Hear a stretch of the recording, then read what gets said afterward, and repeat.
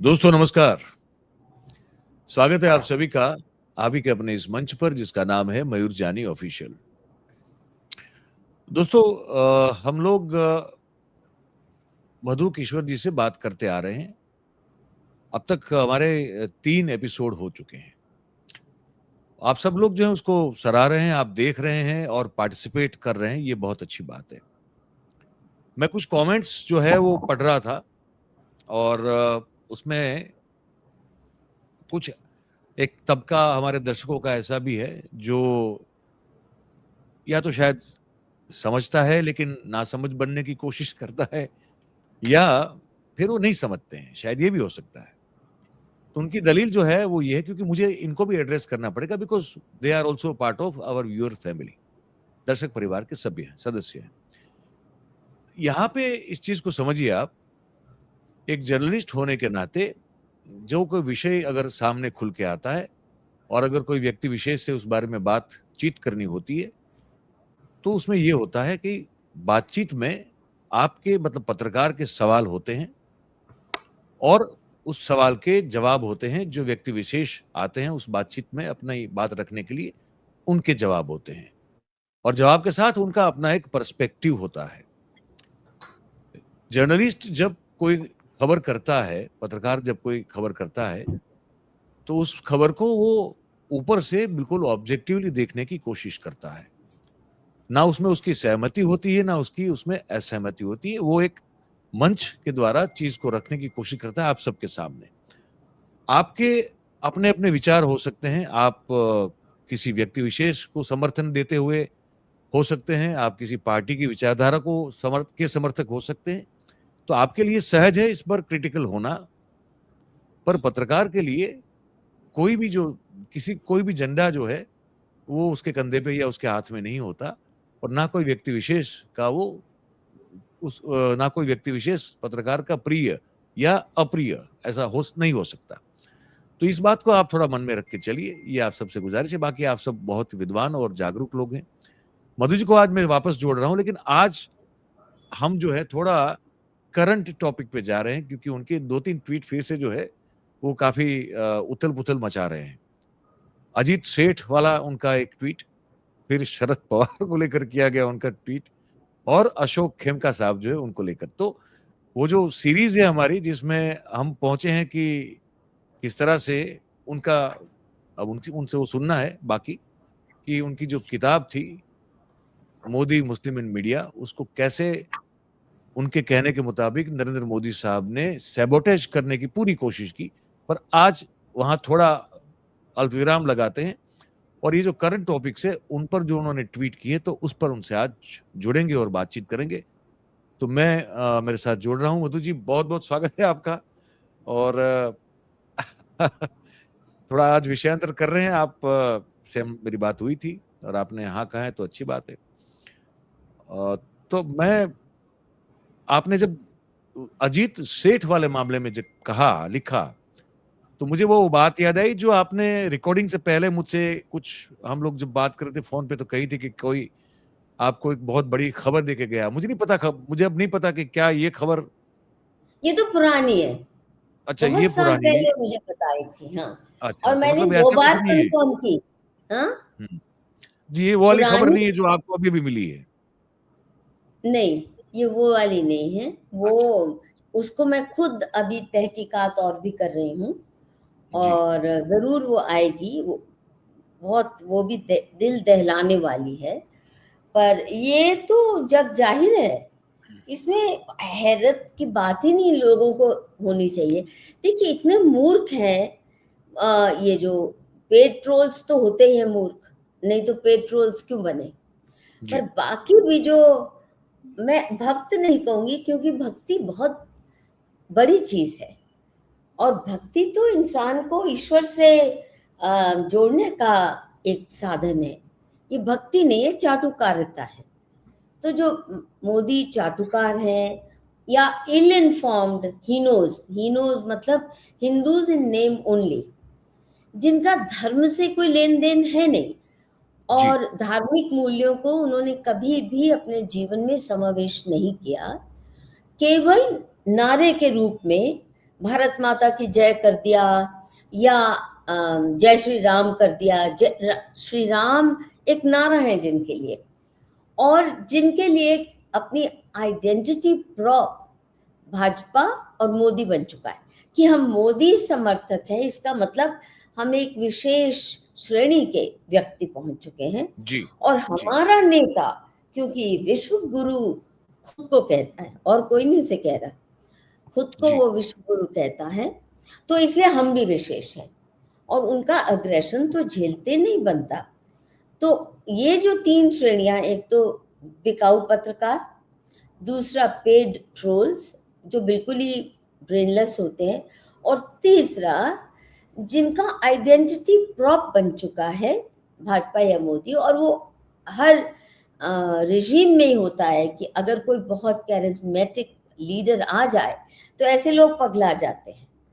और मोदी ने नौटंकी तो की थी कि बड़ा उसका करिश्मा है, पर जो बारीकी से बातों को सुनते हैं, देखते हैं, तो बहुत जल्दी इनकी नौटंकी अखरने लगती है। जी तो अजीत सेठ की जहाँ तक बात है, ये कई वर्ष पहले मुझे हमारे करीबी मित्र हैं जो सत्ता के गलियारों से बहुत करीबी रिश्ता रखते हैं। कोई जी दूर दराज का नहीं, सुनी सुनाई, ये नहीं कि प्रेस क्लब में बैठ के जी जी जी जी कुछ सुन लिया ना, वैसे नहीं है। अंदरूनी जानकारी रखते हैं, स्पेशली पीएमओ की।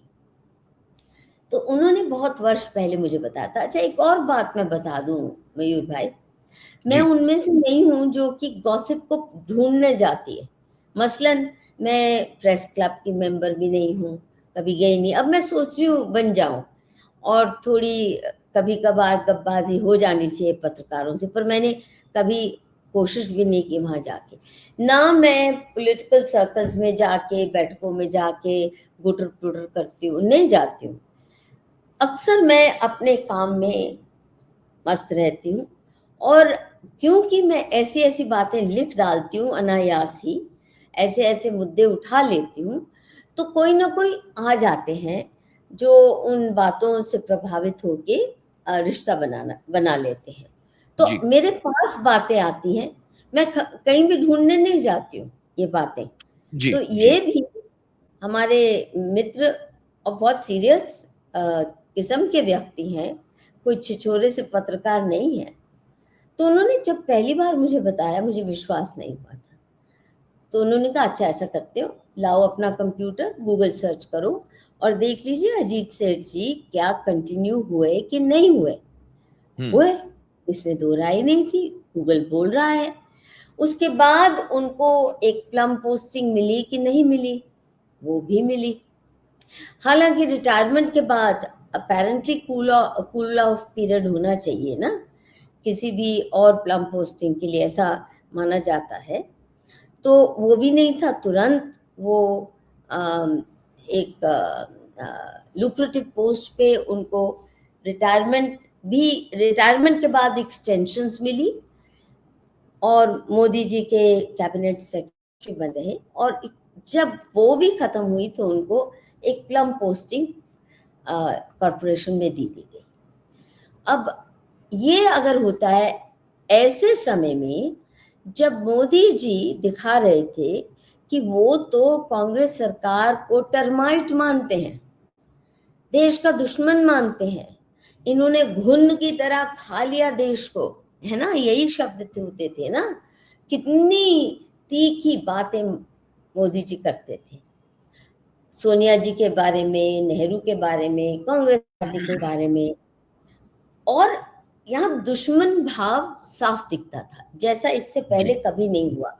ऐसा कभी नहीं हुआ था कि जो विपक्षी पार्टियां हैं वो एकदम दुश्मन भाव से आए और ऐसा नाटक रचे कि हम तो कत्ल कर डालेंगे इसको, इस दीमक को ना, डाल के जो भी केमिकल्स होता है खत्म करना है हमने। इस भावना से जो व्यक्ति आया हो, हम्म और वो प्रधानमंत्री जो सोनिया जी के बहुत करीब है, और आपने सोनिया जी को बहुत धमकियां दी हुई थी कि ये कर दूंगा, वो कर दूंगा। रॉबर्ट वाड्रा का जो मसला उठा था, जो उनके लैंड स्कैम्स थे, फिर नेशनल हेरल्ड का कितने सारे स्कैम्स थे, इनके जी। फॉरेन अकाउंट हैं, क्या कर दूंगा, उनका हिसाब चुकता करना है मुझे। तो ऐसा व्यक्ति जो ये वायदे करके आया हो और अगर रत्ती भर भी उसकी नीयत हो, तो वो थोड़े ना उस प्रधानमंत्री के कैबिनेट सेक्रेटरी को अपना कैबिनेट सेक्रेटरी बना लेगा, जिस प्रधानमंत्री की जड़ें वो उखाड़ना चाहता है, जिसकी पार्टी की जड़ें उखाड़ना चाहता है, और जिसके बॉस को, यानी मनमोहन सिंह की बॉस सोनिया गांधी जी को नष्टे नाबूद करना चाहता, तो उनका कैबिनेट सेक्रेटरी क्यों वो चुनेंगे? जी। नॉर्मल हालात में हो सकता है कि छोटा मोटा बदलाव है, तो इसलिए आपने उसी कैबिनेट सेक्रेटरी को एक कंटिन्यूटी बनाए रखने के लिए रख लिया, ऐसा नहीं था। तो ये अपने आप में बहुत बड़ी बात थी, पर मैंने कुछ उसका दिमाग में, जहन में रख लिया, पर बोला नहीं, कुछ भी लिखा नहीं। बहुत सालों से ये मेरे को मालूम था। फिर हाल ही में सेठ साहब के कुछ मित्र हैं करीबी, उनके सेंट स्टीवंस कॉलेज के, तो ऐसे ही मुझे याद आया, तो मैंने कहा ज़रा पूछ के बताना, अगर तुम मिलो तो पूछ के बताना कि ये क्या सच है। तो हल्की फुल्की बात मुझे सुनने को मिली कि हाँ, ये सच है। और वो जो फाइल है, मैंने जिसकी बात कही, अभी ऐसे बिखर रहे हैं।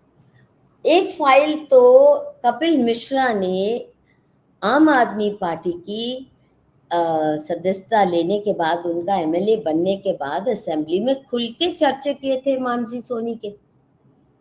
वो और वो जो था वो स्नूप गेट था, जो मेरे ख्याल से कोबरा पोस्ट हाँ, में जिसको वो जीएल सिंघल, और इसमें जो कथित रूप से कहा यह गया है कि जीएल सिंघल जो आईपीएस है गुजरात के, और उनके और गृह मंत्री उस समय के अमित शाह साहब की सीधी बातचीत है स्नूपिंग को लेकर, महिला और वो महिला के मैंने कोई खुद एक देखी है साथी। फाइल, वो मैंने जी। सारे डॉक्यूमेंट्स देखे थे, किसी जी। गुजरात गवर्नमेंट के ही ब्यूरोक्रेट ने मुझे दिखाए थे, जी। और जी। सीडी भी मुझे दिखाई थी।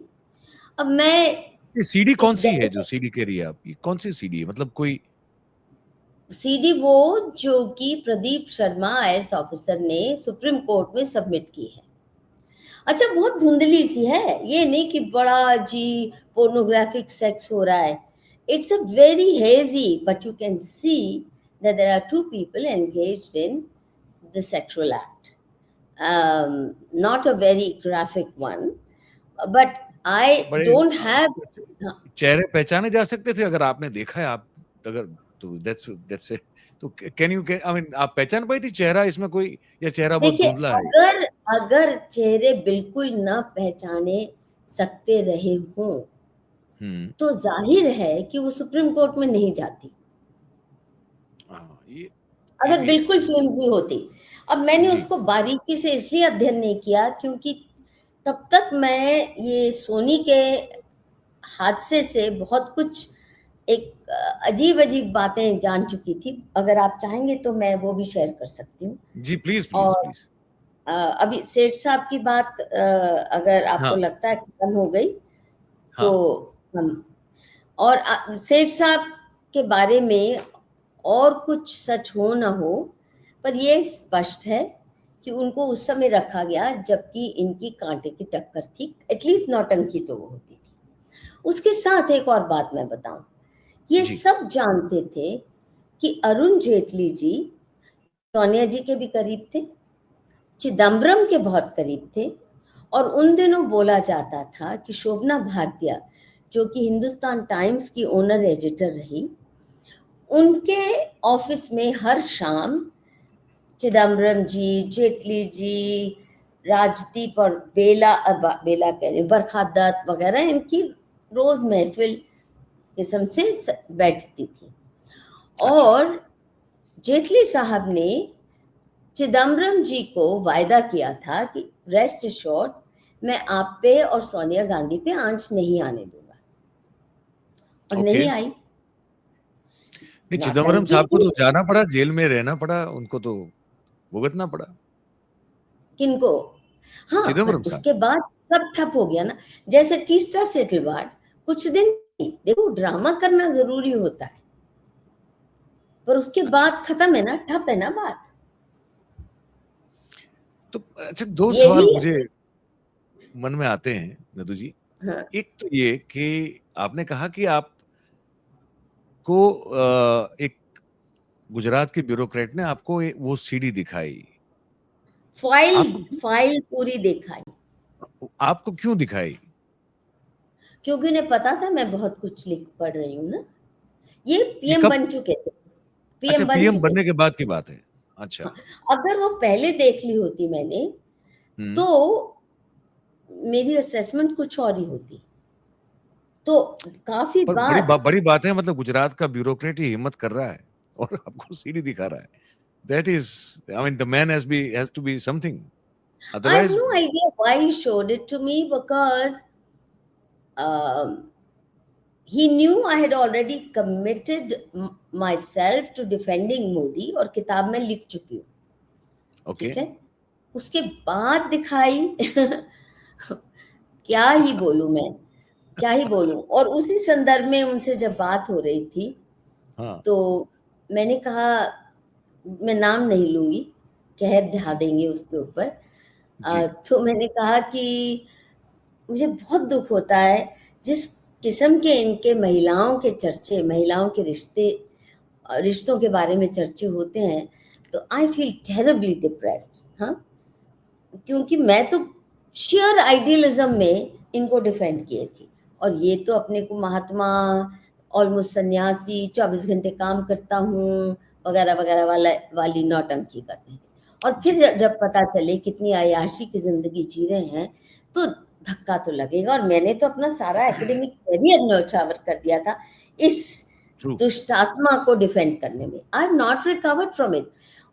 एकेडमिक करियर छोड़ो, मेरे परिवार के कई सारे लोग, और स्पेशली जो युवा पीढ़ी है, जो अपने आप को प्रोग्रेसिव समझती है, वो हुँ। तो मुझसे बात करना उन्होंने छोड़ दिया। इतना गुस्सा और इतनी खुन्नस सी आ गई।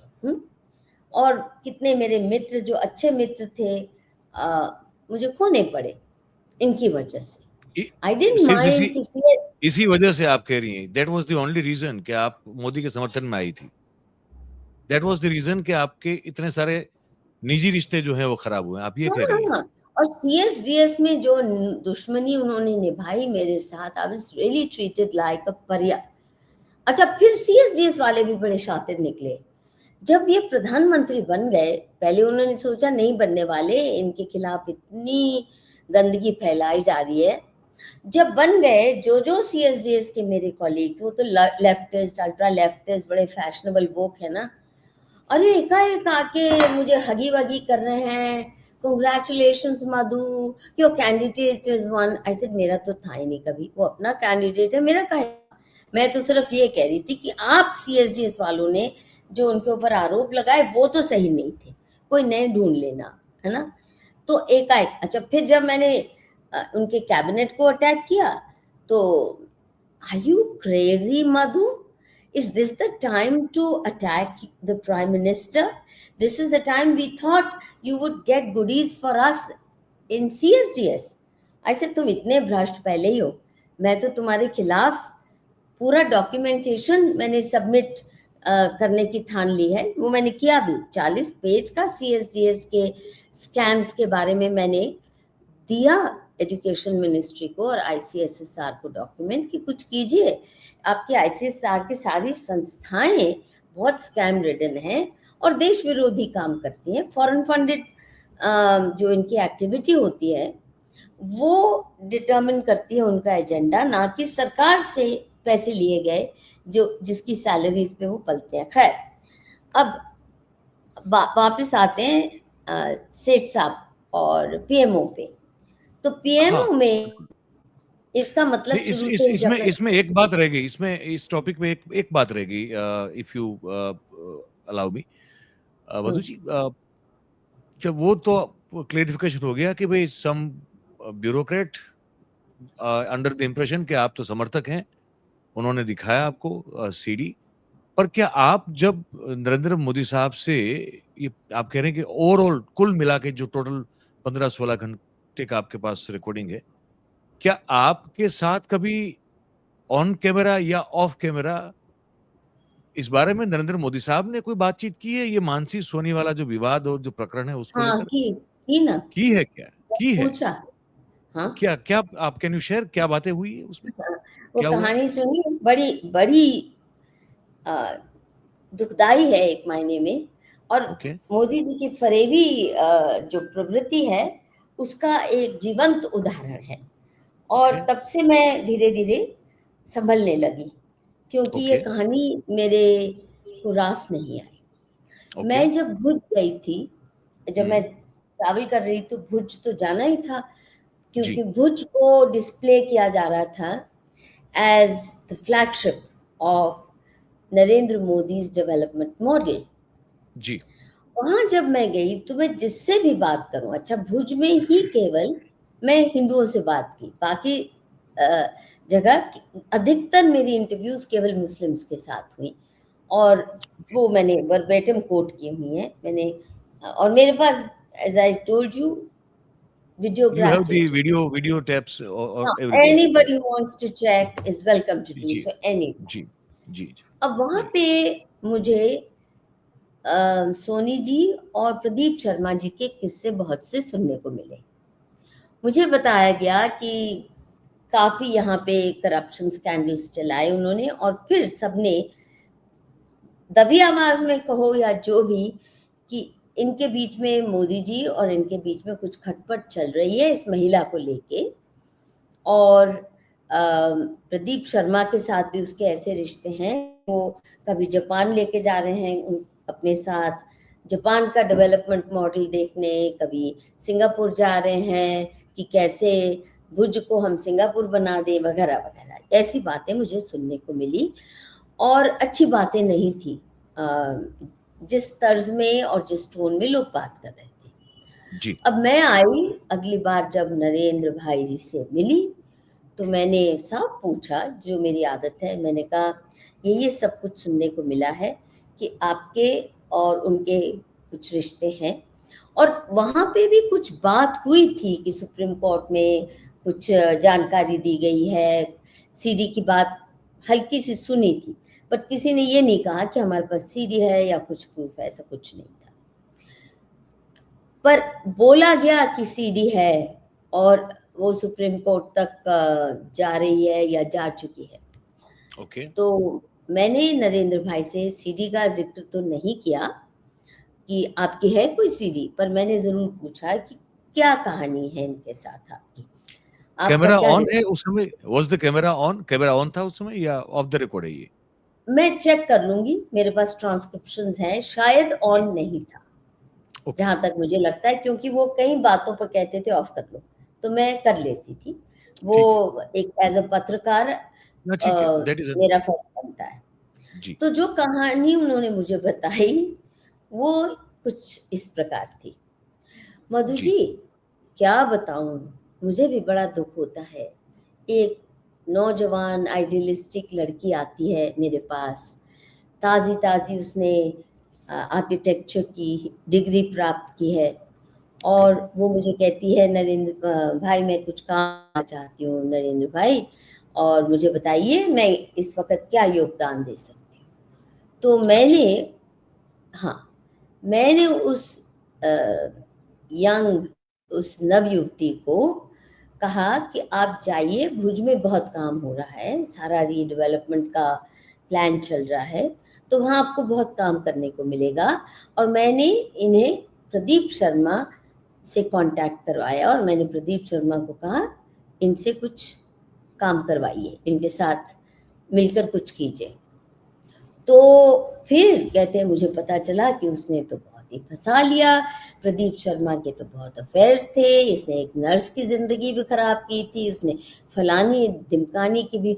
और मैं तो महिलाओं की इज़्ज़त के मामले में बहुत कड़क हूँ, और मुझसे सहन नहीं होता कि कोई पुरुष, कोई अफ़सर अपने ओहदे का दुरुपयोग करके किसी महिला को सताए। तो मुझे बहुत दुःख हुआ, और मैंने फिर उनको बचाना चाहता, पर फिर मैंने पूछा कि वो जो minute to minute follow up हो रहा था, जो कहा जाता है, जी, अ, अमित शाह जो करवा रहे थे, जी, उसकी जी। क्या कहानी है? हुँ, और क्या आपका कोई था रिश्ता? क्योंकि कहा तो यही जाता था कि अ, हर वक़्त वो इन्हें मैसेजेस जो अलग प्राइवेट सर्विलेंस नंबर सर्विलेंस में सर्विलेंस पे था पूरा मामला, ये सर्वेलेंस कहा पे था। दूसरा, उसके पास भी एक स्पेशल नंबर था और मोदी जी भी एक स्पेशल नंबर से उससे बात करते थे। बहुत कम जी, लोगों के पास वो स्पेशल नंबर होता था और जी, उस पे ये बहुत ही प्यार भरे मैसेजेस, चाय पी क्या, सनसेट की, सनराइज की बातें हो रही हैं, क्या खाया, क्या नहीं खाया, ऐसे ना इंटीमेट सी फ्रेंडली कॉन्वर्सेशन। तो उस महिला ने, जो औरों ने मुझे बताया, अभी ये मोदी नहीं बता रहे, उस अच्छा, महिला ने एक मायने में वैनिटी होती है, उसने प्रदीप शर्मा को वो मैसेजेस दिखाने शुरू कर दिए, देखिए क्या क्या मैसेजेस आ रहे हैं, और बड़े ऑब्सेसिव किस्म के मैसेजेस थे। और प्रदीप शर्मा जी ने मुझे बताया गया कि वो सारे डाउनलोड कर लिए उसके फ़ोन से, क्योंकि वो उनके साथ भी बहुत करीबी रिश्ता रखती थी। जी, तो जब उसने सारे डाउनलोड कर लिए, तो उसके पास अब एक हथियार मिल गया मोदी जी का के साथ। तब तक आप भी जानते हैं कि प्रदीप शर्मा और मोदी जी का रिश्ता वैसा ही था, जो कि पैम्पर्ड ब्यूरोक्रेट और ब्लू आइड सबसे ब्लू बड़े eyed blue blue eyed blue officer, I blue eyed boy, yes, yes. Officer, जिनको उन्होंने खुली छूट दे रखी थी। और यहाँ तो सबसे बड़े डेवलपमेंट वर्क थे, सबसे बड़े बजट्स यहाँ पे लाए गए, कितनी फॉरेन एड आई, कितने बड़े बड़े इंफ्रास्ट्रक्चर प्रोजेक्ट्स यहाँ पे आए। तो he was the king of all that he served. पर इस महिला की वजह से ये गड़बड़ हुई। अब मोदी जी मुझे कहते हैं कि उनका दिल बहुत दुखा, क्योंकि ये इस महिला को भी एक्सप्लॉइट कर रहे थे, तो उन्होंने उसे उसके चंगुल से छुड़ाना चाहा। तो मैंने बोला कि पर वो तो कहीं और कुछ और ही कर रही थी, शायद सूरत में या किसी और शहर में थी, जब उसकी हुँ, सर्वेलेंस हो रही थी और वो किसी और से मिलने जा रही थी। She wanted to obviously escape him. तो हुँ, मैंने ये नहीं कहा कि but she wanted to escape him and you, वो तो कहीं और जा रही थी। मैंने कहा पर वो किसी और शहर की बात थी, ये वहाँ की थोड़ी थी। तो उन्होंने गोल-मोल बटोल कहानी बताई और यू वोंट बिलीव इट, अब जो मैं कह रही हूँ, सच में इ इस व्यक्ति का सही में जो भ्रष्ट चरित्र है उससे ज़ाहिर होता है। बोलते हैं, "मधु जी क्या बताऊँ, उसके पिता के कहने पे मैं उसको रेस्क्यू कर रहा था, वो ज़रा गलत रास्ते पर चलने लगी थी और आप मानेंगी नहीं, मैंने तो उसका कन्यादान किया, मेरी तो बेटी समान थी।" हे भगवान! I couldn't believe it. शुरू में तो इतने कन्विंसिंग ये बात कही इन्होंने, तो मैंने सोचा शायद ये बात तो होगी कि प्रदीप शर्मा के साथ उसका रिश्ता था, ये तो पक्का था। नहीं तो प्रदीप शर्मा के पास उसके मोबाइल के मैसेजेस पहुँचने का कोई मतलब ही नहीं था। अपने इंटीमेट मैसेजेस कौन दिखाता है किसी को? Unless you are actually either boasting about it और डबल टाइमिंग। तो ये तो क्लियर था कि वो महिला थोड़ी मूर्खता में दोनों पुरुषों के बीच में फँस गई और पिंग पोंग हो रही थी उसकी।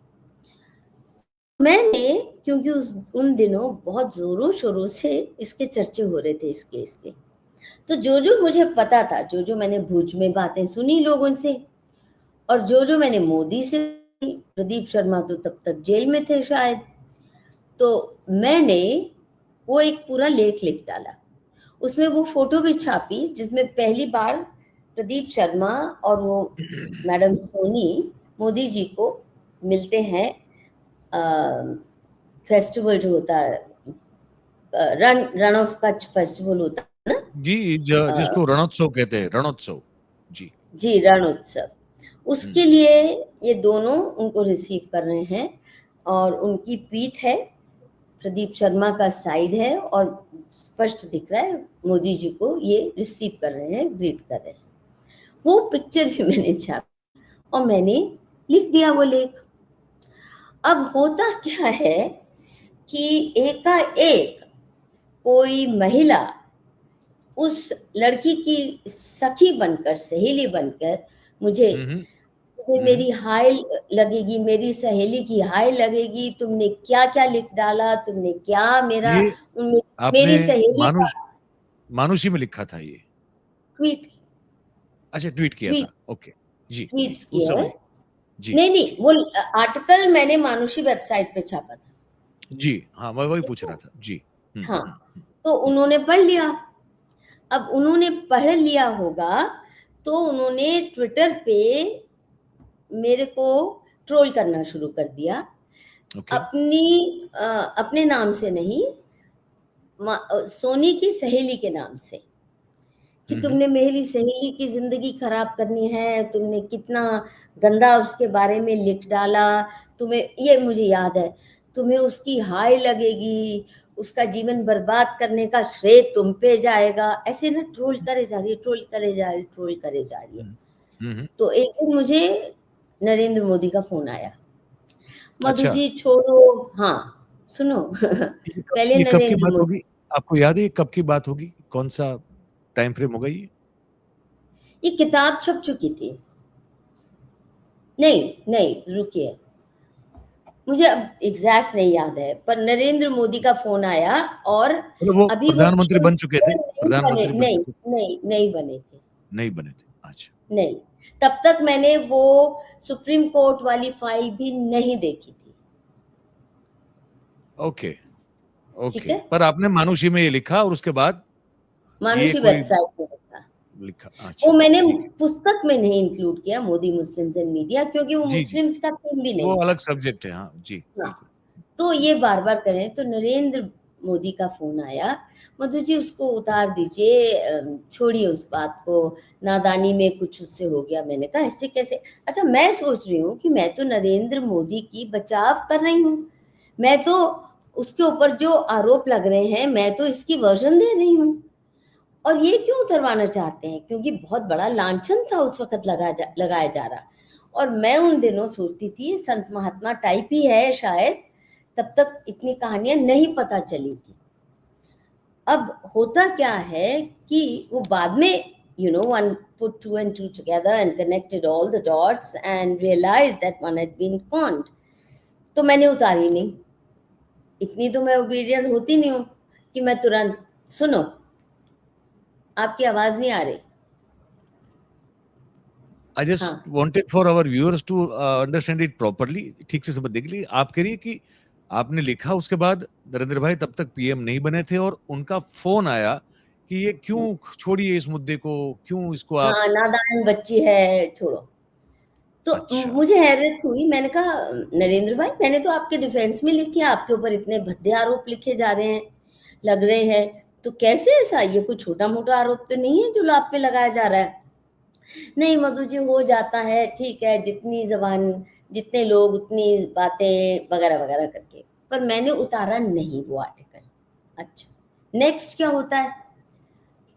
दिल्ली में गुजरात भवन में अमित शाह आते हैं, किसी और काम से ही आए होंगे। जी मुझे जी। नहीं लगता केवल मुझे मिलने आए थे, पर मुझे अमित शाह पहली बार बुलाते हैं। उस सारे दौरान गुजरात के जब मैं गुजरात का रिसर्च कर रही थी, ट्रैवल कर रही थी, औरों से मिली, अमित शाह से कभी नहीं मिली थी। तो गुजरात भवन में अमित शाह मुझे बुलाते हैं कि आइए मुझसे मिलिए, और हम बैठते हैं एक बड़े से हॉल कमरे में, और अमित शाह मुझे कहते हैं मधु जी वो उसको निकाल दीजिए। तो मैंने कहा मुझे समझ नहीं आ रही है अमित भाई, ऐसा क्यों आप कह रहे हैं? ये तो मोदी जी के डिफेंस में है, तो मोदी जी क्यों चाहेंगे? नहीं, नहीं, नादान लड़की, ये वो करके उन्होंने बहुत आग्रह किया और मैंने उतार दिया। ये मेरी ज़िंदगी का पहला केस था कि किसी के कहे पर उस वक़्त तक ये गंध की पूरी डेप्थ या उसकी दुर्गंध अभी तक आई नहीं थी ना मुझ ओके। तक। ओके। तब तक तो बहुत ग्लोरिफिकेटरी अकाउंट सुन के मैंने वो किताब तैयार एक मन की। में इंटरेस्टिंग सवाल हो रहा है, बिकॉज लोगों का अमित शाह साहब के साथ की जो बातचीत होती, भले ही उन्होंने खुद मिलने के लिए क्यों ना बुलाया हो आपको ससम्मान, लेकिन आम तौर पर जितने भी लोगों से मैंने सुना है फर्स्ट हैंड अकाउंट के बारे में, जब उनसे मुलाकात होती है वन ऑन वन, तो कमोबेश सबका एक सुर तो निकलता है कि वो ऑथोरिटेटिव बहुत होते हैं, अपनी बात को आप पर थोपने के तरीके से कहते हैं, और कहीं बहुत उनमें थोड़ी बहुत जो है, अगर वो अपने आप को संयमित रख के भी बैठे तब भी वो डोमिनेटिंग एक स्टाइल की जो है वो बू तो आ ही जाती है। क्या आपके मेरे साथ जो साथ ऐसा मुलाकात नहीं, हुई, ना हमें ये समझना 2-3 चाहता बार हूँ। मैं मिली हूँ। नहीं, बिल्कुल नहीं। ये बहुत ही विनम्र तरीके। इस मामले में जबकि आप जहाँ पे आपको रिक्वेस्ट करने के लिए बुलाया कि आप इस मानुषी से इस आर्टिकल को हटा दीजिए, तब किस तरह का था इनका आपके साथ का वो जो कुछ बॉडी लंबी सी लैंग्वेज से कहानी लेके हर चीज? कुछ लंबी सी कहानी सी बता रहे थे। एक बड़े से कमरे में एक छोटा सा टेबल और 2 कुर्सियाँ थी। बिल्कुल खाली सा कमरा था वो। उसमें बैठे हुँ, और लंबी सी कहानी हुँ। करके, मतलब वो मुझे याद नहीं है। क्या-क्या ने बातें, क्या हाँ, हाँ, जलेबी बनाई होगी, वो नहीं याद है। हाँ। पर ओके। नेट यही था कि उसका नुकसान हो रहा है, तो आप हटा दीजिए। तो मैंने हटा दिया। अगर मैं अपने ट्वीट ढूँढूँ तो उसके हुँ, हाय वाले, तुम्हें हाय लगेगी वाले ज़रूर मुझे हुँ। दिख जाएँगे। अभी मैं सारे डाउनलोड कर रही हूँ, देखती हूँ है कि नहीं। हाँ, वो जो सखी और तो सहेली बन के आई थी, जो आपको कह रही थी कि एक सखी उसकी सखी।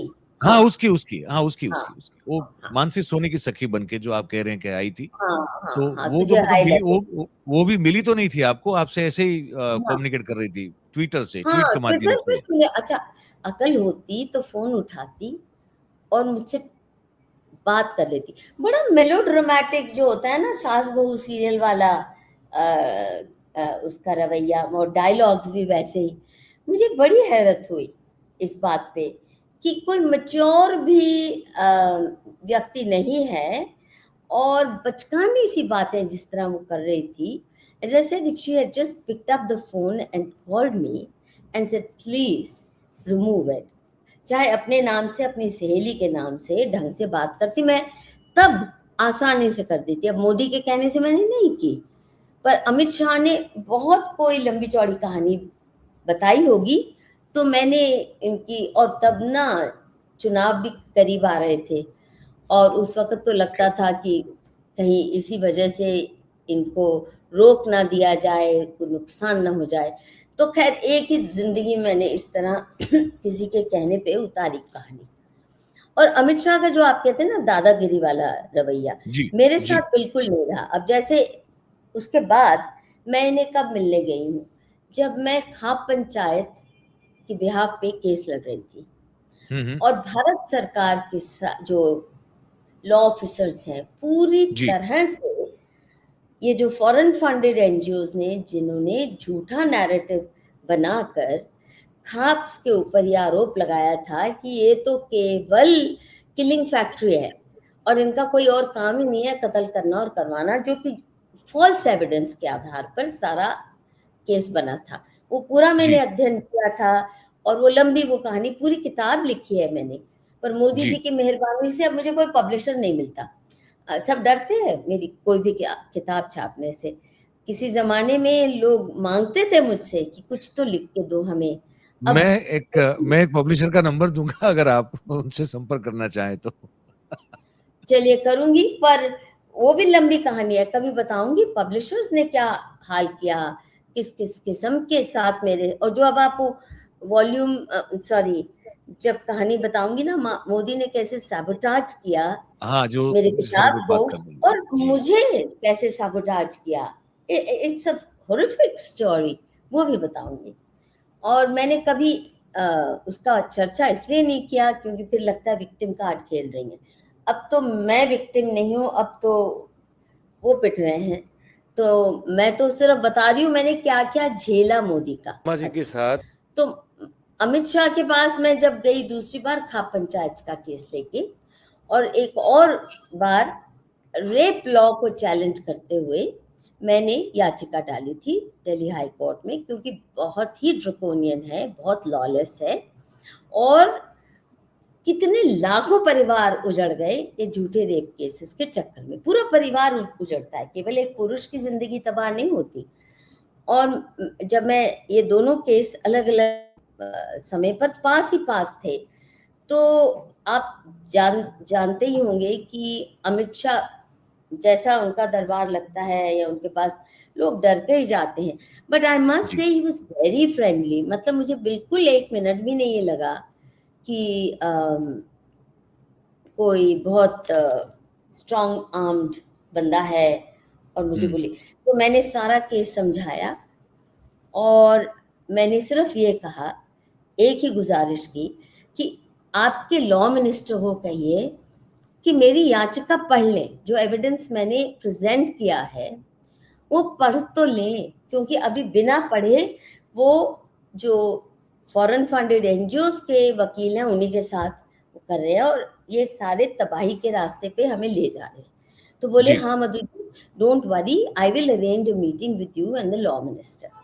अब लॉ मिनिस्टर उससे पहले मुझे कह चुके थे, मधु जी ये मेरे बस का नहीं है, आपकी फेमिनिस्ट बहनें मुझे कच्चा चबा जाएंगी अगर इस केस में मैं ज़रा भी उनकी खिलाफत करूँगा, तो ये प्लीज़ मुझे मत सौंपिए। ये मैं मिल चुकी थी। तो मैंने अमित शाह को ये बताया कि वो डरते हैं, आप तो नहीं डरते हैं। तब मुझे नहीं पता था क्या क्या खेल खेले जा रहे हैं जी। उसके बाद यू वोंट बिलीव इट, ये रेप केस का मसला उस वक्त पहली बार जब लेके गई, इन्होंने मालूम क्या किया जी, 3 साल तक यूपीए काल में मेरा 2.5 साल तक वो केस हाई कोर्ट में सुनवाई उसकी होती रही, बाइज्जत होती रही।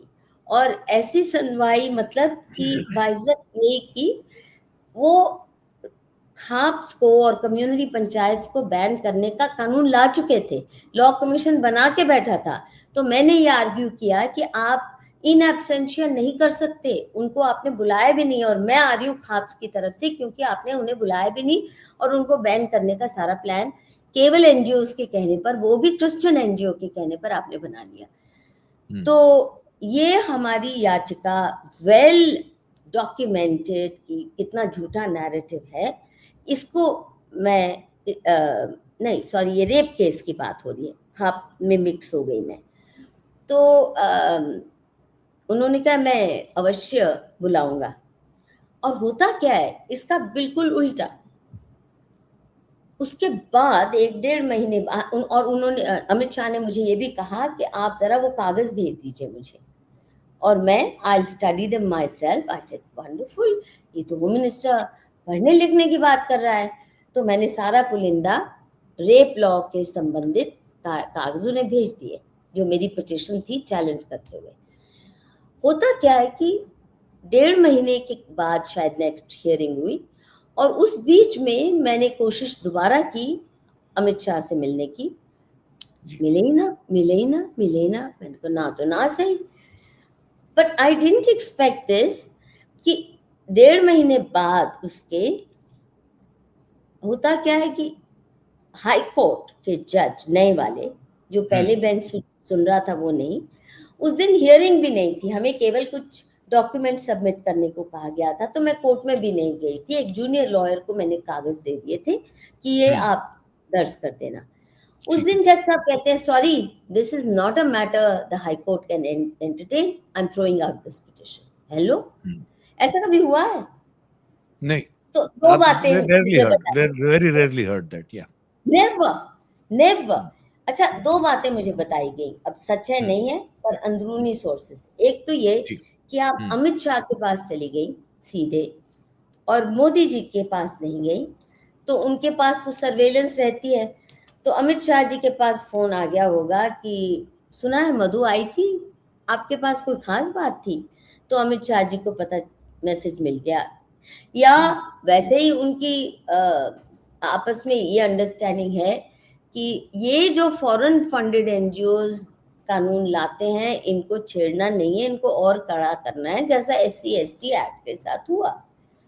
जी। तो वो उसके बाद तो मैं फिर इतनी खफा हो गई, मेरा मन इतना, एक और बार भी मिली थी, but Amit Shah was very gentlemanly and in fact so soft, you would never believe that this man can be a toughie, he's very gentle with me. तो दो तीन तीन मैक्सिमम 4 बार मैं मिली होंगी उनसे, ऐसे ही कानूनी मसलों को लेके, कोई और बात नहीं। तो ये कहानी है अमित शाह की और वो मैडम सोनी जी की। तो कन्यादान करवाया मोदी जी ने, ये भी कहा गया। अब बताइए, अब अगला अगला टॉपिक शुरू करते हैं। इसमें मैं थोड़ा ऐड करना चाहता हूँ। मैंने प्रदीप शर्मा के इंटरव्यूज किए हैं, मतलब बहुत उस समय बहुत कम लोग कर पाए थे। I was one of the fortunate. मैं एक दो उनकी बाइट सुनाना चाहता हूँ जो आप कह रही हैं, उस से इर्द गिर्द का मामला है पूरा। ये सुनते पहले नरेंद्र आप। मोदी सरकार हाँ, को वो कह रहे हैं कि दरअसल मैंने प्रॉब्लम मिलवाया। मैंने पूछा कि दरअसल आपसे प्रॉब्लम क्या है, तो ऑन कैमरा जो कहा वो ये है।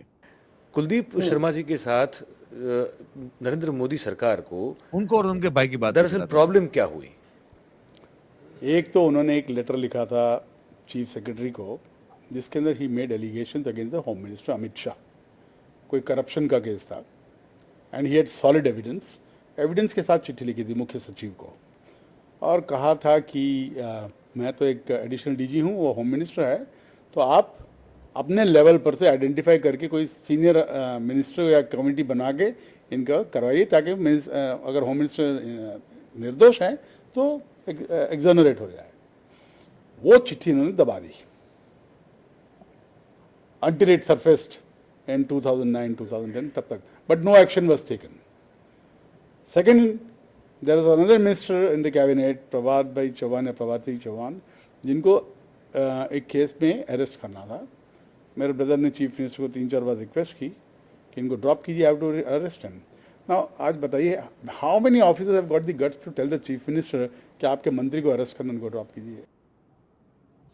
ये उनके भाई को लेकर है, लेकिन एक चीज अगर मुझे मिल जाए तो उन्होंने एक बात कही थी जो बड़ी स्ट्राइकिंग थी उस समय, if I can find that bite, कि वो कह रहे थे कि जिसमें उन्होंने कहा है कि विट्ठल रादड़िया को लेकर कुछ नरेंद्र भाई ने उनको, जब वो राजकोट के कमिश्नर थे या कलेक्टर थे, तब कुछ करने के लिए कहा था, कुछ सीडी बनवाने के लिए कहा था, ऐसा उन्होंने क्लेम मेरे साथ बातचीत में किया था। तो I was even as I was covering Gujarat even then, since even in those days for a longer period of time, but मुझे भी थोड़ा वो अजीब लगा था कि ये कैसे था। अगर मुझे मिल जाए तो मैं आपको, just to add something very substantial to what we are talking, तो मैं नहीं, और ये दिखाना बात चाहूंगा। प्रदीप शर्मा की कई बाइट्स में मैंने सुनी है कि इन्होंने सोनी को मोदी से मिलवाया था और मोदी जी गॉट जी मेस्मराइज्ड था। जी जी और जी ये भी सुनी है खतों से कि जी। इनके घर लंबे अरसे तक वो उसे रखते थे, और then she wanted to escape. जब उसने एस्केप की कोशिश की और कुछ दूरी बनाने की कोशिश की तो पगला गए नरेंद्र भाई। ये वर्जन बहुत स्ट्रांगली सुनने को मिलती है, जो कि सुप्रीम कोर्ट में जो दी गई हैं टेप्स, उसमें स्पष्ट दिखता है कि वो कहीं भाग के दूरी बनाना चाहती है और ये उसको छोड़ना नहीं चाहती। चलिए, ये एक I think it's one of the major revelation, बहुत एक आपकी ओर से, आपने शायद हल्के, मतलब इतना स्पेसिफिकली शायद मुझे नहीं लगता आपने इसको रिविजिट किया है। मुझे लगता है कि ये अपने आप में एक बहुत बड़ा रेवलेशन है आज जो आप बता रही हैं। और थोड़ा आगे चलते हैं, मधु जी।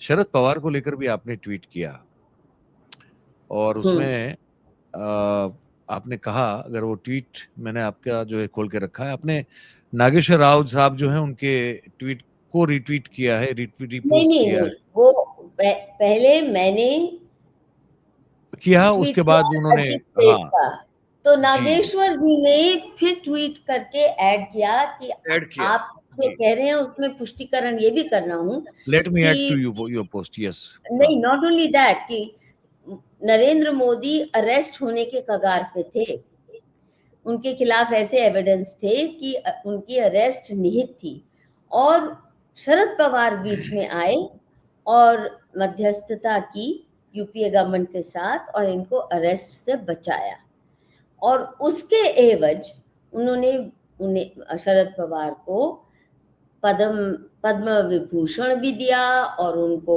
वगैरह वगैरह। तो मैंने फिर जवाब देते हुए लिखा कि हाँ, हम सब दंग रह गए थे। सो मैंने भी उस वक्त तहकीकात की थी कि इनकी क्या मजबूरी रही होगी कि वो व्यक्ति जो इनका कभी सगा एटलीस्ट पब्लिक लाइफ में तो नहीं था, और इनके 2002 के दंगों में इनकी जो मिली भगत रही या नहीं रही, पर उन्होंने भी इनको खूब लताड़ा था। तो एकाएक पद्म विभूषण, एकाएक जाते हैं बारामती, उनके पांव छूते हैं, उनको अपना पॉलिटिकल गुरु कहते हैं। तो ये क्या, तो ये जो नागेश्वर जी ने फिर ऐड किया कि उनको अरेस्ट से बचाया गया, उसके एवज में मैंने ये लिखा था कि वो आदमी जिसको दाऊद इब्राहिम का गॉडफादर माना जाता है, one of the most corrupt politicians in Indian history, but media को इतना अच्छा पटा के रखते हैं ना, कायल हैं मीडिया वाले, जैसे अरुण जेटली जी के साथ रहा, कभी उनके खिलाफ कोई बात नहीं आएगी। और शरद पवार जी की तो ये विशिष्टता मैं जानती हूँ कि उन्होंने हर जर्नलिस्ट को मुंबई में इंक्लूडिंग ये जो अल्ट्रा लेफ्ट प्रफुल्ल होता था ना, प्रफुल्ल क्या नाम, इंदिरा जयसिंह का जो लिव इन पार्टनर था, 2 फ्लैट मुंबई में बहुत लग्जूरियस सब जर्नलिस्ट को दिए थे, जो बड़े बड़े सीनियर जर्नलिस्ट, और क्या क्या नहीं बड़ी बड़ी नियामतें बांटते थे। तो कोई जर्नलिस्ट उनके खिलाफ कभी नहीं लिखता था, हालांकि माना जाता है कि दाऊद इब्राहिम के गॉडफादर है। अब आपको पता है कि मधु जी, शरद पवार साहब ने जब 75 साल अपने जीवन के पूरे किए तो आई थिंक 2015 में एक अमृत महोत्सव का आयोजन किया गया था। अब आप भी कह रही हैं, और ये प्रसिद्ध है, इस बात को हर कोई करता रहता है कि भाई दाऊद इब्राहिम को मुंबई मतलब मुंबई छोड़ के जाना या उससे भी आगे हट के एक तरह से प्रोटेक्शन जो है वो शरद पवार जी की ओर से मिला, इस पर बहुत बातें होती हैं। लेकिन प्रधानमंत्री जी भी उस अमृत महोत्सव में गए थे, उस समय तो बन गए थे मोदी साहब प्रधानमंत्री। मैं आपको उनकी तारीफ में जो कहा है, आप कहें तो मैं सुना दूं अमृत महोत्सव। हाँ, प्लीज प्लीज। वो है मेरे पास, वो बाइट भी है मेरे पास, सुनाता हूं मैं आपको जी। पूरा एक दशक आया कि जहां अंडरवर्ल्ड ने एक प्रकार से मुंबई के जीवन को तहस नहस कर दिया था, और एक अंधकार सा माहौल दिख रहा था कि अगर मुंबई अंडरवर्ल्ड के हाथ में चला गया तो क्या होगा। और मैं कहता हूं कि शरद राव की हिम्मत थी और उनका कौशल्य था कि उन्होंने मुंबई को अंडरवर्ल्ड से बचाया, उसे बाहर निकाला। ये उनका सामर्थ्य था, बताइए। और झिझक नहीं थी। शरद राव की विशेषता रही है, जो मानते हैं वो करने में उनको कोई झिझक नहीं रहती। यहाँ ये बड़े की पॉइंट कह गए हैं कि जो मानते हैं वो करने में कोई झिझक नहीं रहती, मतलब उनको ठीक लगना चाहिए, फिर वो ठीक किसी मतलब नैतिक रूप से हो या ना हो। नरेंद्र भाई इसमें कह रहे हैं कि वो तो बचाया मुंबई को। But you no, Sharad Pawar is far more sophisticated. अब जैसे जो मैंने अब लिखा कि दाऊद इब्राहिम के गॉडफादर रहे, इससे कड़क बातें मैंने कई बार ट्वीट में लिखी हैं, कभी उनकी तरफ से कोई रिएक्शन नहीं आया, कभी कोई रिएक्शन नहीं आया। He is very sophisticated. He knows when not to take offense, and he knows that by and large the media loves him. He's been so good to them. इनको अच्छाई से या प्यार मोहब्बत से किसी का दिल जीतना नहीं आता, और केवल डंडे के जोर पे या प्रलोभन, घटिया किस्म का प्रलोभन।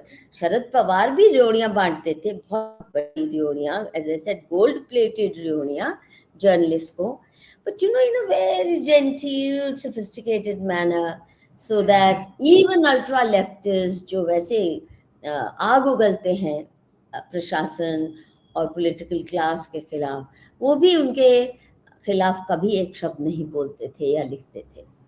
तो इनको और शायद इसीलिए उसी कार्यक्रम में मोदी जी ने ये भी कहा है, ये भी सुना दूं, शरद पवार की क्वालिटी के बारे में बात कही है।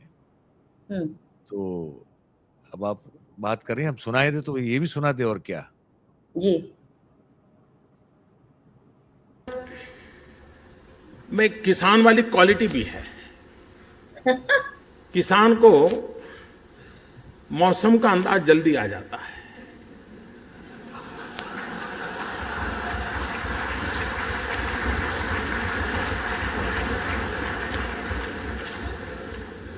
शरद राव ने उस गुण का राजनीति में भरपूर उपयोग किया है।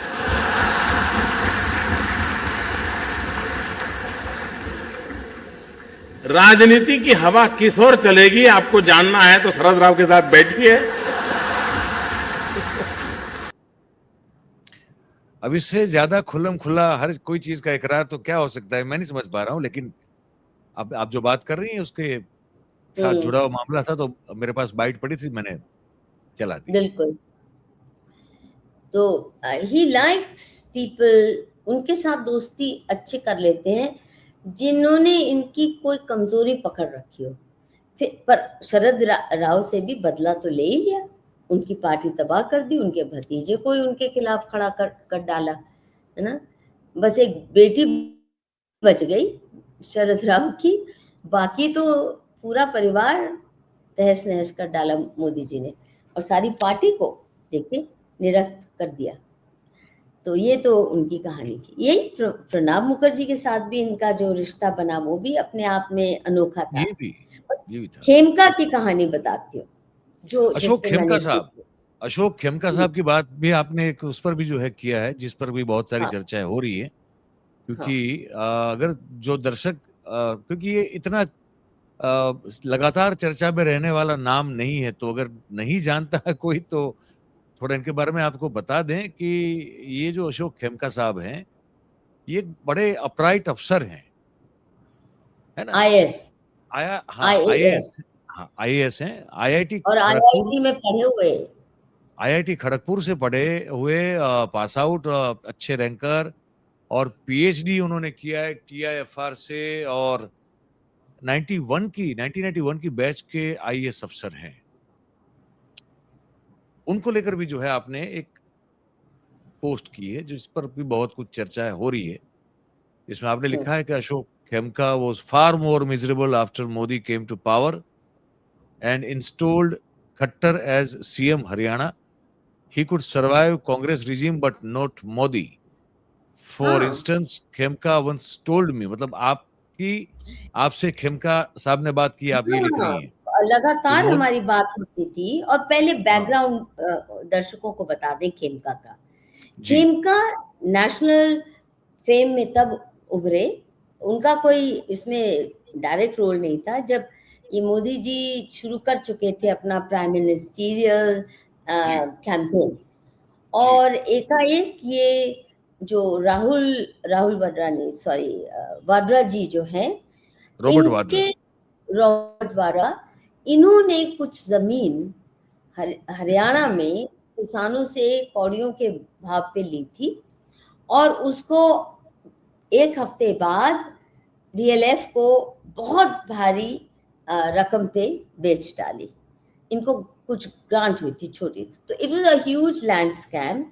और Khemka put his foot down and he said it's very irregular, he will not sanction it। तो इनको उस वक्त हरियाणा के जो कांग्रेस के चीफ मिनिस्टर थे बहुत प्रताड़ित किया गया, बहुत ज्यादा इन पे कहर ढाया गया। और क्योंकि अपराइट ऑफिसर थे तो इनकी बहुत अधिक ट्रांसफर्स होती रहती थी, भी सरवाइव तो किए। अब सुनिए, उस वक्त मोदी जी ने इनका खूब इस्तेमाल किया टीवी पे उनको रोते हुए दिखाया गया, उनके साथ क्या क्या बदसलूकी हुई थी, कांग्रेस सरकार ने इतना उनको सताया था इस रॉबर्ट वाड्रा लैंड डील की वजह से, और भी उनके जो अपराइट डिसीजंस होते थे कांग्रेस नहीं हजम कर पाती थी। तो कई बार वो टीवी पे उन दिनों आए और it played a very big role against the Congress and in favour of Bhajpa कि अब ये ऐसा भ्रष्टाचार तो भाजपा और जी मोदी नहीं होने देंगे। अब जी होता जी। क्या है, इन्होंने वायदा भी किया था खेमका को कि मैं तुम्हें पीएमओ में लेके आऊंगा। ये खेमका ने मुझे खुद बताया। कहाँ पे लेके आएंगे? पीएमओ पीएमओ में? में, हाँ। अच्छा। तो उन्हें लगा कि आखिर मुझे कहीं तो प्रोटेक्शन मिलेगी और कहीं तो मेरी कदर होगी, ये लोग समझेंगे कि मैंने कितना प्रताड़न झेला है। तो he felt really relieved because he had really suffered a good deal under the Congress regime. अब जैसे ही आते हैं तो खेमका साहब तो उम्मीद रखे थे, लेकिन हुआ उल्टा। जहां तक मुझे याद है, now I am just telling you without prior preparation, my memory cells are not as good as yours, but I distinctly remember इसको ट्रांसपोर्ट मिनिस्ट्री दी गई तुरंत हरियाणा में, पीएमओ में जी नहीं लाया गया। उसकी भी ओके कहानी बताऊंगी पीएमओ में क्यों नहीं लाया गया। तो ओके ट्रांसपोर्ट मिनिस्ट्री दी गई। तो ट्रांसपोर्ट में तो आप जानते हैं सारे पॉलिटिकल माफिया ही कंट्रोल करते हैं, जी चाहे बिल्कुल ट्रक्स हो, चाहे बसेस हो, रोडवेज की। तो ओवरलोडिंग की प्रॉब्लम, जहाँ 50 टन की इजाज़त है ट्रक को लोड करने की, वहाँ 250 जी टन किया हुआ है, वगैरह वगैरह। और रोडवेज में भी जो बसेस हैं, और ख़ासकर हरियाणा में और पंजाब में, तो वो सारा माफिया चलता ही है जो कंट्रोल करता है। ही जी ट्राइड टू फिक्स इट, बुरा हाल किया, फिर यहाँ शंट वहाँ shunt. Finally the last we talked was जब हरियाणा के आर्कियोलॉजिकल डिपार्टमेंट में उनको पोस्ट कर दिया गया। आर्कियोलॉजिकल डिपार्टमेंट नाम की चीज़ उस वक्त नॉन एग्जिस्टेंट थी हरियाणा में, क्योंकि कल्चर, आर्कियोलॉजी, हिस्ट्री से क्या लेन देन, और वो भी खट्टर सरकार का। तो उन्होंने खुद बताया कि मेरा ऑफिस था केवल एक गराज का कमरा और जी एक चपड़ासी, no staff, nothing, what am I to do.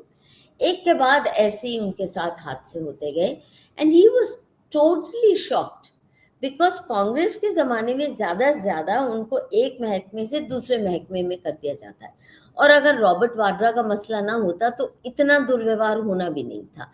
थोड़ा बहुत इधर से उधर शंट होते रहते, but you know with IAS if you are not corrupt और तुमने किसी का कत्ल या रेप नहीं किया तो आपको ज़्यादा से ज़्यादा यही है, इस महकमे से उधर कर देंगे, जी but they can't throw you out if you have no crimes against you. अब पीएमओ में क्यों नहीं गए? तो मैंने पूछा मोदी के कुछ समीपी लोगों से कि इन्होंने तो वायदा किया था, क्यों नहीं लेके आए? तो मुझे बताया गया कि अरुण जेटली ने प्रधानमंत्री को कहा, ये आदमी आपकी खाट खड़ी कर देगा, ये आपके कंट्रोल में आने वाला है नहीं। तो वायदा किया होगा आपने, पब्लिकली भी किया होगा, पर इसको दूर ही रखो। और वैसे भी मोदी जी तो अरुण जेटली से ज़्यादा शातिर हैं इन मामलों में। वो क्यों एक ईमानदार, अपराइट, टफ डिसीजन मेकर अपने पीएमओ में ले आएंगे? उनको केवल रबर स्टैम्प पसंद होते हैं। तो मैंने शायद कुछ ट्वीट्स भी किए थे मोदी जी को एड्रेस करते हुए खेमका के सपोर्ट में कि कैसे आप इनको प्रताड़ित कर रहे हो, आपने तो इन्हें पीएमओ लेके आना था, why you not honouring you. तो ये मेरी पब्लिक डोमेन में थ्रू ट्विटर एक्सचेंजेस हुई थी। Not that he replied, but I wanted to make sure that I keep reminding him कि आपने प्रॉमिस किया है। पर एक ही प्रॉमिस उन्होंने मुझे अपना ऑनर किया, नरेंद्र मोदी ने, वो था इसरो के इसरो के नाम्बी नारायणन के साथ जो अन्याय हुआ था। I don't know if I told you that story. जब मैं गुजरात का ये सब कर रही थी तो एक दिन एयरपोर्ट पे मुझे राकेश, जो सूरत के कमिश्नर थे, पुलिस कमिश्नर, अस्थाना राकेश अस्थाना, हाँ, वो वीआईपी लाउंज में ऐसे बाय चांस मिल गए। तो उन्होंने कहा आप बहुत कर रही हैं गुजरात पे अध्ययन और यहाँ के ऑफिसर्स पे, तो आपको एक बंदे से जरूर मिलना चाहिए, वो है जो पुलिस ऑफिसर श्री कुमार का, जो आईजी था गुजरात का, उस वक्त डेपुटेशन में था केरला, उसने जी कैसे इसरो में फंसाया झूठे आरोपों पे। He was part of this international plot to destroy ISRO, और नाम्बी नारायण एक लड़ा उसके खिलाफ, और कितना टॉर्चर हुआ। बाकी तो लड़ते लड़ते हार गए, और कुछ लोग तो मर ही गए दुख से। But you should meet him, and I actually took the trouble, you know, ऐसी थी मैं मूर्ख, अपने खर्चे पे चल पड़ी ट्रिवेंड्रम का टिकट लेके नाम्बी नारायणन से मिलने। उनकी कहानी मैंने खुद वीडियो रिकॉर्ड की पूरी अपने यूट्यूब अपने चैनल पे डाली मानुषी, और लिखा भी उसके बारे में, कैसे Shri Kumar was instrumental in his torture and played a lead role in destroying the career. I'm little curious about this now. आपने इस बारे में कभी श्री कुमार से बात की? नहीं, पर मैंने नाम्बी नारायणन से की। उसके साथ जो हुआ वो तो नहीं, जब श्री कुमार को एलेज किया जा रहा था, तो I'm just asking for the sake of curiosity, आपने कभी नहीं श्री कुमार जी से बात करने की कोशिश की? नहीं नहीं नहीं, Okay. I took Nambi Narayanan's version मैं because बताऊं आपको, मैं इसके थोड़ा बैकग्राउंड बताता हूं आपको। नम्बी नारायण जी को तो मैं कभी मिला नहीं हूं, तो मैं उनके वो कहानी मैंने पूरी सुनी है, लेकिन मैं मिला नहीं कभी। लेकिन श्री कुमार से मैं बहुत मिला हूं। used to be, अभी तो मेरे ख्याल शायद दिल्ली है, I think is no more living in Gandhinagar, I am not pretty sure. पर जब वो कैट में जब वो लड़ाई लड़ रहे थे गुजरात सरकार के खिलाफ, और नानावटी कमीशन में भी और बाकी और कमीशन में भी वो जब डिपोज करना चाहते थे, और उनका डिपोजिशन लिया नहीं जा रहा था दंगों को लेकर, और उनका जो प्रमोशन भी जो ड्यू था उससे भी उनको जो है वो वंचित रखा जा रहा था। And he was fighting in C A T CAT जो होता है इनका ऑफिसर्स के लिए। Then I covered each and every hearing of that. And then I used to meet Sri Kumar ji also at his house in Gandhinagar. तो मैंने बहुत कुछ उनसे जो है बैठ के सुना, and then I tried to verify, cross check also. Not as far as this Nambi Narayan case, but about what was happening in those days इनके और मोदी सरकार के बीच में। श्री कुमार जो है वो एक इतनी बड़ी जिसे कहते हैं ना कि क्या कहें, गले की हड्डी बन चुके थे इस पूरे मामले में 2010-11 तक। और मैं आपको बताऊं कि वो ट्रिब्यूनल में अपने रिटायरमेंट के बाद भी उनको डीजी बनाया गया, मतलब वो बाद में मतलब दिया गया, लेकिन then he was given that rank of DGP Gujarat, क्योंकि हर जगह पे वो सही थे। तो अब राकेश अस्थाना ने आपको क्यों कहा ये मुझे नहीं पता, लेकिन श्री कुमार को मैं जितना जाना समझा, और हर जगह मैंने उनकी गुजरात दंगों को लेकर या तो मोदी सरकार के खिलाफ उनकी लड़ाई को लेकर जितनी भी बातें मैंने चलाई, वो after many cross checks and verification चलाई, and I never found him ill-minded or sick-minded or anti-national person at all. Gujarat दंगों में क्या किया नहीं किया, मैं अपना अनुभव कह रहा हूँ बस। No, but what he did in ISRO, that's on record. He actually physically tortured Nambi Narayanan, and when it was very evident कि Nambi Narayanan is totally innocent, और कितना बड़ा षड्यंत्र था इसरो को स्मैश करने का, और कितने साइंटिस्ट का करियर तबाह हुआ, कितना टॉर्चर, फिजिकल टॉर्चर उन्होंने झेला। So I am not willing to forgive Nambi Narayanan case में। No, I'm not arguing there. I'm sharing my own experience with the man here in Gujarat. I'm not going to, what I don't know, I say openly. But what I know for sure, his role in the ISRO case was criminal. And I studied those documents. वो नाम्बी नारायणन से लिए, और मोदी से कोई उसका लेन then नहीं था। पर जब मैं वो सारी कहानी पब्लिश की, तो मैंने नरेंद्र मोदी को बार बार कहा कि आपको इनको तो न्याय देना होगा अगर आप प्रधानमंत्री बन जाते हो। और जब इनका केरला का ट्रिप था, before he became prime minister, I pleaded with him, please go and meet him, and it's a fact कि उन्होंने नाम्बी नारायणन को बुलाया, मिले और आश्वासन दिया कि हम मदद करेंगे।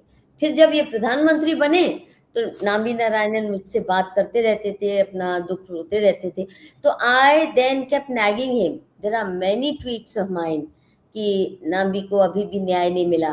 फिर उनको पद्मश्री भी मिली, फिर ऑफ कोर्स सुप्रीम कोर्ट में वो केस जीत गए, तो वो सब, पर नाम्बी नारायणन के लिए मैंने बहुत न्याय किया और there Modi delivered for whatever reason. Madhavan की मूवी भी बनी है, आर माधवन ने एक अच्छी फिल्म मूवी भी हाँ, बनाई बहुत है। अच्छी फिल्म बनाई है, बहुत अच्छी फिल्म बनाई है, दैट्स राइट।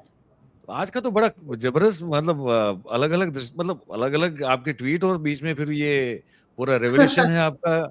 मुझे लगता है कि आज का एपिसोड आज इसको पूरा ही दिखाएंगे, क्योंकि ये वन टेक है, तो इसमें तो हम कितना कहीं टाइम, कितना लंबा हो गया? ये 1 घंटा 10 मिनट हुआ है। तो अच्छा, चलो क्योंकि मुझे लगता है कि ये वन टेक में जाए तो अच्छा है, और इतना सही है, लंबा भी नहीं है, जैसा एक घंटा 10 मिनट है। आई थिंक यहाँ रोकते हैं, और इसके बाद का जो हम करेंगे वो करेंगे कि भाई वो जो वो जो किताब को सैबोटेज करने की बात हुई है, उसमें मधु जी ने कुछ नोट्स भी बना के रखी हैं, तो आज वो नोट्स का इस्तेमाल नहीं हो पाया, लेकिन हम लोग करेंगे। आई थिंक संडे को रिकॉर्ड करते हैं शाम को एक और, चलिए। है ना? क्योंकि मैं ये सोच रहा हूँ कि अब ये शायद परकला प्रभाकर जी वाला जो है, इसको अभी हम रिकॉर्ड कर रहे हैं इसको, तो आज हो रहा है, आज फ्राइडे है, आज आप गुड फ्राइडे, हाँ, मेरी वाइफ बैठी है तो मैं उनसे पूछ रहा हूँ। तो आज फ्राइडे है, तो शनिवार को हम सुबह चला सकते हैं परकला प्रभाकर जी का, क्योंकि वो उस इलेक्शन को लेकर है, और इसको संडे स्पेशल रखते हैं हमारी इस बातचीत को। संडे 10:30 बजे इसको हम चलाते हैं, और संडे अगर आप वक्त निकालेंगे तो फिर शाम को वो किताब वाला जो है वो हम कंटिन्यू करेंगे, है ना? ओके, उससे ये चलेंगे। तो लंबी गाथा चल पड़ी। अब है बात करने को है तो करेंगे, और क्या करें मधु जी, है ना? तो ठीक है। ओके, तो चलिए, मैं बहुत शुक्रिया करता हूँ आपका, धन्यवाद करता हूँ, वक्त निकाला आपने और बात की। अलग हटके हम आज मेन सब्जेक्ट लाइन से अलग बात कर ली हमने, पर thank you very much for that. और दर्शकों का भी धन्यवाद करेंगे अगर आप इस बातचीत में जितने भी हमारे साथी जुड़े, और सबसे गुजारिश करेंगे कि भाई अगर आपको लगता है कि हम पत्रकारिता कर रहे हैं, स्वतंत्र पत्रकारिता कर रहे हैं, तो फिर आप समर्थन दीजिए।